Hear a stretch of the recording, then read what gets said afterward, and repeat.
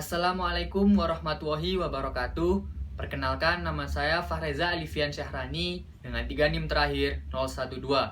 Pada kesempatan kali ini, saya dan teman-teman saya akan mempresentasikan tugas propagasi modul 9 tentang manajemen angkatan kerja atau workforce. Soal yang pertama adalah cari penjelasan lebih lanjut tentang perencanaan lingkungan kerja yang meliputi pelayanan karyawan, kondisi kerja, dan hubungan karyawan secara umum dari sumber buku atau internet. A. Pelayanan karyawan. Menurut Fandi Ciptono 2012, pelayanan bisa dipandang sebagai sebuah sistem yang terdiri atas dua komponen utama, yakni service operation yang kerap kali tidak tampak atau tidak diketahui keberadaannya oleh pelanggan. Bisa disebut dengan back office atau backstage, dan service delivery yang biasanya tampak atau diketahui oleh pelanggan, sering disebut dengan front office atau front stage. Dan perilaku karyawan adalah tindakan individu yang ditujukan untuk memenuhi kebutuhan orang lain. Pelayanan yang optimal akan memberikan kepuasan kepada orang lain. Tolak ukur pelayanan yang baik dengan memenuhi kebutuhan dan keinginan oleh konsumen. B. Kondisi kerja. Pengertian kondisi kerja menurut Anwar Prabu Mangkunegara 2005 adalah semua aspek fisik kerja, psikologis kerja, dan peraturan kerja yang dapat mempengaruhi kepuasan kerja dan pencapaian produktivitas kerja. Kondisi kerja merupakan salah satu faktor yang berpengaruh dalam produktivitas kerja karyawan, yang mana kondisi kerja yang baik sesuai dengan kebutuhan karyawan dapat menunjang pelaksanaan aktivitas kerja yang lancar dan memberikan kepuasan tersendiri bagi karyawan, sehingga dapat menumbuhkan semangat kerja karyawan untuk lebih giat bekerja dan menghasilkan produk yang lebih berkualitas bagi perusahaan. Susilo 2003. Assalamualaikum warahmatullahi wabarakatuh. Perkenalkan, nama saya Sanira Dianing Tias, NIM terakhir 019. Di sini saya akan melanjutkan dari apa yang telah dijelaskan oleh Fahreza.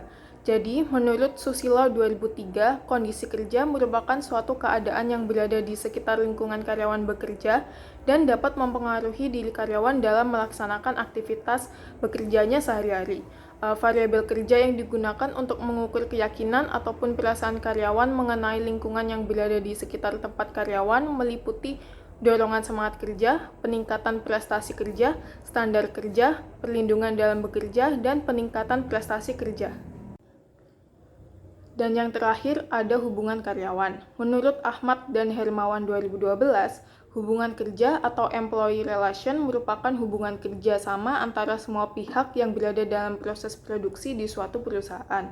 Penerapan hubungan kerja merupakan perwujudan dan pengakuan atas hak dan kewajiban karyawan sebagai partner pengusaha yang menjamin kelangsungan dan keberhasilan perusahaan. Semua pihak, baik pengusaha, karyawan, dan pemerintah pada dasarnya mempunyai kepentingan atas keberhasilan dan kelangsungan perusahaan. Sering terdapat pandangan yang kurang tepat seolah-olah hanya pengusaha dan pemilik modal yang mempunyai kepentingan atas perusahaan. Pada dasarnya, perusahaan merupakan sumber penghasilan, tantangan, kesempatan, dan harga diri bagi pengusaha. Demikian pula bagi karyawan. Perusahaan juga merupakan sumber penghasilan dan kesempatan untuk mengembangkan diri. Sehingga dengan adanya hubungan yang baik antara perusahaan dengan karyawannya, akan terjadi hubungan yang saling menguntungkan yang berakibat pada kepuasan kerja karyawan dalam bekerja. Perkenalkan, nama saya Aisyah Nurhalisa dengan NIM belakang 060. Di sini saya akan menjelaskan mengenai teori domino dan teori manajemen. Yang pertama, teori domino atau teori Heinrich. Teori domino dikemukakan oleh Heinrich yang menyatakan bahwa kecelakaan diakibatkan oleh rantai peristiwa yang saling berurutan seperti domino jatuh, di mana ketika salah satu domino jatuh, maka akan memicu kecelakaan yang lainnya. Terdapat 5 faktor kecelakaan berurutan dan saling berhubungan yang menyebabkan cedera, yaitu kondisi kerja, kelalaian manusia, tindakan atau kondisi yang tidak aman, kecelakaan, dan cedera atau injury. Dalam teori domino ini, pencegahan kecelakaan berfokus pada tindakan atau kondisi yang tidak aman, yang mendasari 98% dari semua kecelakaan. Teori domino ini memiliki kekurangan, di mana terlalu melimpahkan kesalahan kepada manusia atau pekerja. Namun, di balik kekurangan ini, Heinrich melihat adanya sejumlah faktor kondisi yang menyebabkan kegiatan pekerjaan menjadi tidak aman. Teori domino ini merupakan teori ilmiah pertama yang menjelaskan terjadinya kecelakaan kerja, sehingga kecelakaan tidak lagi dianggap sebagai sekedar nasib sial atau karena peristiwa yang kebetulan terjadi. Selanjutnya, teori manajemen yang dikemukakan oleh Frank Ebert. Teori manajemen merupakan modifikasi dari teori domino atau teori Heinrich.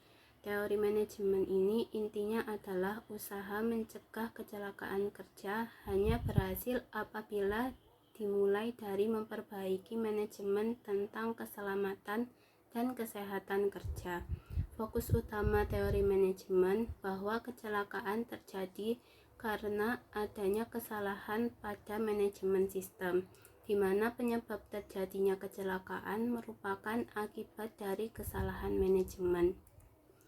Terdapat beberapa faktor yang mempengaruhi kecelakaan kerja dalam teori manajemen, berupa pengembangan dari teori domino. Yang pertama yaitu kurangnya pengawasan manajemen atau lack of control management. Yang kedua, penyebab dasar atau basic cause seperti pengetahuan pekerja, skill, motivasi, dan kemampuan pekerja untuk menyelesaikan masalah. Yang ketiga, penyebab langsung atau immediate cause seperti tindakan atau kondisi yang tidak aman. Yang keempat, yaitu kecelakaan atau insiden. Dan yang terakhir, kerugian atau loss. Perkenalkan, nama saya Stella Oki Kusuma Astuti, NIM terakhir 110. Di sini saya akan menjelaskan contoh kasus dari teori yang telah dijelaskan teman saya. Contoh kasus diambil dari perusahaan PT Jamu Air Mancur yang merupakan perusahaan global di bidang manufacturing yang memproduksi jamu, kosmetik, dan ekstrak. Proses produksi yang dilakukan yaitu pemilihan bahan baku, giling, ayak, bahan setengah jadi, filling, packaging, dan pengepakan. Dalam manajemen risiko kecelakaan kerja pada PT Jamu Air Mancur, terdapat beberapa hal, antara lain yang pertama adalah pekerja. Para pekerja dengan usia lanjut lebih rentan mengalami kecelakaan kerja karena kemampuan fisik seperti penglihatan, pendengaran, dan refleks terhadap sesuatu sudah menurun. Kemudian jenis kelamin juga dapat menjadi faktor dalam kecelakaan kerja. Umumnya pekerjaan yang dilakukan laki-laki dan perempuan berbeda dan masing-masing memiliki resiko yang berbeda pula, sehingga perusahaan harus dapat menentukan dengan baik karyawan yang akan melakukan pekerjaan. Kemudian tingkat pendidikan juga memiliki pengaruh dalam potensi kecelakaan kerja. Pendidikan dan latihan dilakukan dalam usaha menanamkan prinsip keselamatan kerja pada calon pekerja. Semakin baik pendidikan yang diterima, maka akan semakin pandai pekerja menghindari potensi bahaya kecelakaan kerja. Selain itu, masa kerja juga berpengaruh pada kecelakaan kerja. Karyawan dengan masa kerja yang panjang memiliki profesionalitas yang berbeda dengan karyawan baru, sehingga dapat lebih mudah menghindari risiko kerja. Yang kedua adalah pelatihan K3. Dalam manajemen kecelakaan kerja, PT Jamu Air Mancur mengontrol para karyawan dengan memberikan pelatihan K3. Pengadaan pelatihan dilakukan secara teratur dan diikuti oleh karyawan secara bergiliran. Perusahaan juga menyediakan pelatih K3 yang merupakan karyawan yang tergabung dalam tim P2K3. Yang ketiga adalah peraturan K3. Perusahaan PT Jamu Air Mancur juga menetapkan peraturan tentang K3 di tempat kerja untuk mengontrol agar kecelakaan kerja dapat diminimalisir. Namun pada kenyataannya terdapat beberapa karyawan yang tidak tahu tentang isi peraturan tersebut. Sebagian kecil dari mereka hanya mengetahui bahwa terdapat peraturan tentang K3. Hal ini terjadi kemungkinan karena kurangnya sosialisasi tentang peraturan K3 dalam perusahaan. Yang keempat adalah kecelakaan dalam tempat kerja. Pada studi kasus, didapati bahwa hampir semua responden PT Jamu Air Mancur pernah mengalami kecelakaan kerja. Kecelakaan tersebut antara lain terpleset, terkilir, kesleo, sampai terpotongnya jari. Yang kelima adalah sifat luka dan letak kelainan. Para karyawan juga mengalami luka, seperti nyilu, pegal, luka terbuka, dan terpotongnya jari. Beberapa juga mengalami kelainan pada tangan, kaki, serta pinggul. Yang keenam adalah alat perlindungan diri atau APD. PT Jamu Air Mancur telah menyediakan APD untuk menghindari kecelakaan kerja para pegawai. Para pegawai merasa nyaman ketika memakai APD sewaktu bekerja. Perasaan nyaman saat memakai APD dikarenakan sudah terbiasa, karena tidak mengganggu pekerjaan dan sudah menjadi kewajiban. Yang ketujuh adalah perilaku. Pada studi kasus didapati bahwa para karyawan yang mengalami kecelakaan kerja tidak bersikap hati-hati saat bekerja dan bekerja dengan tergesa-gesa. Padahal perusahaan telah menetapkan waktu kerja sesuai dengan produksi. Yang kedelapan adalah kebisingan. Tingkat kebisingan di tempat kerja tergolong wajar dan tidak mengganggu konsentrasi pekerja. Yang kesembilan adalah suhu. Suhu tempat kerja di PT Jamu Air Mancur tergolong standar dan nyaman bagi para pekerja. Yang kesepuluh adalah penerangan. Tempat kerja memiliki penerangan yang cukup sehingga pekerja tidak kesulitan dalam melihat alat-alat dan benda di sekitarnya. Yang ke-11 adalah lantai licin. Lantai di sekitar area tempat cuci piring dan gelas licin sehingga dapat mengakibatkan pekerja terpleset. Yang ke-12 adalah kondisi mesin. Perusahaan menggunakan mesin yang masih berfungsi dengan baik, namun kurang adanya alat pengaman mesin. Jarak antara mesin cukup sehingga saat terjadi kecelakaan tidak merambat ke mesin yang lain. Dari hal tersebut dapat disimpulkan bahwa usaha PT Jamu Air Mancur dalam manajemen resiko terjadinya kecelakaan kerja sudah cukup baik. Namun perlu ditingkatkan lagi agar resiko kecelakaan kerja dapat lebih dihindari. Beberapa faktor seperti pengadaan alat pengamanan mesin, lantai licin, dan perilaku karyawan perlu dibenahi lagi. Perusahaan juga perlu melakukan sosialisasi lebih lanjut terhadap peraturan K3 agar karyawan mengetahui apa saja aturan yang ada dan menerapkan aturan tersebut dalam kegiatan pekerjaan.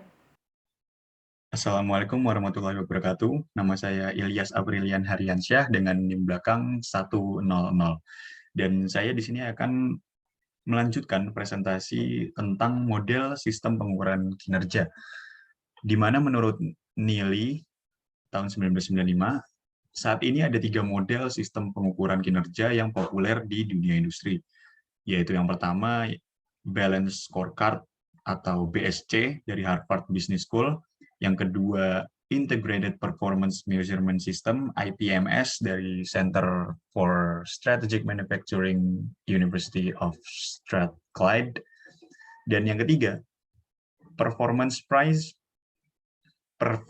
Prism, dari kolaborasi antara Accenture dengan Cranfield School of Management. Yang ketiganya ini memenuhi kriteria sampai saat ini pengukuran yang cukup lengkap, yaitu komprehensif, integratif, dan menilai aspek internal maupun eksternal, yang tentunya masih digunakan sampai saat ini. Dan yang paling banyak digunakan yaitu yang BSC. Lalu dari BSC sendiri, Balanced Scorecard dikembangkan di Harvard Business School oleh Kaplan dan Norton tahun 1992, yang memberikan para eksekutif sebuah kerangka kerja menyeluruh yang menerjemahkan visi perusahaan, strategi perusahaan, dan strategi usaha ke dalam 4 perspektif yang berbeda, yaitu yang pertama, perspektif finansial. Dari perspektif finansial ini, dapat diketahui bahwa memberikan ringkasan dari konsekuensi ekonomi akibat dari kebijaksanaan yang telah diambil, dan aspek finansial ini erat hubungannya dengan profitabilitas. Contohnya, pemasukan operasional dan economic added value. Yang kedua, merupakan perspektif dari pelanggan. Pelanggan diperlukan untuk mengidentifikasi segmen dan konsumen di mana unit kerja yang saling bersaing dan tolak ukurnya dipakai untuk mengukur segmen yang diinginkan. Dan yang ketiga, dari perspektif bisnis internal. Diperlukan untuk mengidentifikasi internal bisnis proses yang kritis dan harus tentunya ditingkatkan terus. Dan yang keempat, yaitu perspektif proses belajar dan juga pertumbuhan. Diperlukan untuk mengidentifikasi infrastruktur dari organisasi yang harus dibangun untuk menghasilkan pertumbuhan dan perbaikan jangka panjang. Dan yang kedua, yaitu adalah performance prism. Merupakan penyempurnaan model-model sebelumnya, diantaranya balance score. Model ini tidak hanya didasari oleh strategi, tetapi juga memperhatikan kepuasan dan kontribusi stakeholder, proses dan kapabilitas perusahaan. Berbeda dengan sistem pengukuran kinerja balance score, kebutuhan dan keinginan dari para stakeholders lah yang harus diperhatikan pertama kali. Metode pengukuran kinerja ini menggambarkan kinerja organisasi sebagai bangun 3 dimensi yang memiliki 5 bidang sisi, yaitu dari sisi kepuasan stakeholder, strategi, proses, kapabilitas, dan kontribusi stakeholder. Dari sisi kepuasan stakeholder, siapa saja stakeholder organisasi dan apa saja keinginan dan kebutuhan mereka. Yang dipertimbangkan di sini meliputi konsumen, tenaga kerja, supplier, pemilik atau investor, serta pemerintah dan masyarakat sekitar. Dan dari sisi strategi, apa sih yang dibutuhkan untuk memberikan kepuasan terhadap keinginan dari dan kebutuhan para stakeholder ini sendiri? Strategi dalam hal ini sangat diperlukan untuk mengukur kinerja organisasi sebab dapat dijadikan sebagai monitor atau acuan sudah sejauh mana tujuan organisasi telah dicapai. Sehingga pihak manajemen bisa mengambil langkah cepat dan tepat dalam membuat keputusan untuk menyempurnakan kinerja organisasi. Dan yang dari proses, di sini diibaratkan sebagai mesin dalam meraih sukses. Bagaimana caranya agar organisasi mampu memperoleh pendapatan yang tinggi dengan pengeluaran serendah mungkin melalui pemampatan fasilitas serta pengoptimalan saluran-saluran pengadaan dan logistik. Dan yang dari sisi kapabilitas, tentu saja di sini maksudnya kemampuan yang dimiliki oleh organisasi meliputi keahlian sumber dayanya, praktek-praktek bisnisnya, pemanfaatan teknologi, serta fasilitas pendukungnya. Dan dari kontribusi stakeholder, ini untuk menentukan apa saja yang harus diukur, yang merupakan tujuan akhir pengukuran kinerja dengan metode performance prism ini. Sebab organisasi dikatakan memiliki kinerja yang baik jika mampu menyampaikan apa yang diinginkannya dari para stakeholder yang sangat mempengaruhi kelangsungan hidup organisasi mereka. Itu untuk performance prism.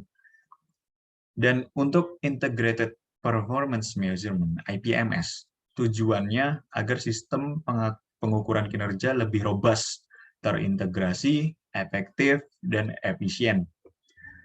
Dan tidak hanya dari stakeholder pemegang saham, shareholder, melainkan beberapa pihak yang memiliki kepentingan atau dipentingkan oleh organisasi seperti konsumen dan karyawan. Model IPMS membagi level bisnis suatu organisasi menjadi 4 level, yaitu bisnis, corporate, bisnis induk, bisnis unit, bisnis proses, dan activity. Dan yang selanjutnya merupakan perbandingan dari kelebihan dan kelemahan 3 sistem pengukuran kinerja ini. Yang pertama, BSC memiliki kelebihan komprehensif, lingkungan eksternal dan internal. Dan yang kedua, integratif, lingkungan eksternal dan internal. Yang komprehensif, BSC memiliki 4 perspektif pengukuran kinerja perusahaan yang mencakup lingkungan internal dan eksternal. Lingkungan ini diukur melalui perspektif pelanggan, kepuasan pelanggan, loyalitas pelanggan, dan retensi pelanggan. Sedangkan 3 perspektif lainnya mengukur kinerja internal, yaitu keuangan, internal bisnis proses, dan pertumbuhan dan pembelajaran. Dan yang integratif, keempat perspektif BSC saling terintegrasi atau saling satu kesatuan karena memiliki sifat kausalitas, sebab akibat. Dan kelemahannya di sini bila dibandingkan dengan IPMS dan PRISM, sistem pengukuran kinerja BSC kurang lengkap pada pengukuran kinerja lingkungan eksternal. BSC hanya mengukur aspek pelanggan, sedangkan IPMS dan PRISM mengukur kinerja aspek stakeholders. Dan tidak ada kelemahan untuk aspek integratif karena keempat perspektif BSC telah disampaikan memiliki integrasi satu sama lainnya. Untuk PRISM, sistem pengukuran kinerja PRISM lebih komprehensif dibandingkan BSC karena dibangun atas 3 dimensi yang memiliki 5 bidang sisi, yaitu yang seperti saya sebutkan tadi. Dan pada aspek lingkungan eksternal yang sangat luas karena mempertimbangkan keinginan dan kebutuhan dari stakeholders itu sendiri. Dan yang untuk kelemahannya, aspek pengukuran internal kurang difokuskan pada aspek kinerja keuangan, karena tidak dapat dipungkiri bahwa aspek keuangan merupakan darah bagi kelangsungan hidup perusahaan. Dan keseluruhan aspek pengukuran kinerja PRISM belum terintegrasi dengan aspek keuangan juga. Dan yang untuk APMS memiliki kelebihan yaitu membagi level bisnis suatu organisasi menjadi 4 level, yaitu bisnis induk, bisnis unit, bisnis proses, dan bisnis activity itu. Lebih komprehensif dibandingkan BSC. Dan yang integratif, karena harus mengikuti tahapan-tahapan sebagai berikut, identifikasi stakeholders dan requirement, melakukan external monitor, menetapkan objektif bisnis, dan lain-lainnya, sehingga agak kurang kurang das-das gitulah. Dan untuk komprehensif lingkungannya memiliki kelemahan yaitu pada lingkungan internal kurang tajam pada pengukuran kinerja keuangan. Dan dari integratifnya sendiri belum terintegrasi dengan pengukuran kinerja keuangan sehingga sulit memprediksi kondisi keuangan saat ini dan masa mendatang. Terima kasih, itu saja yang dapat saya sampaikan untuk sistem pengukuran kinerja. Wassalamualaikum warahmatullahi wabarakatuh.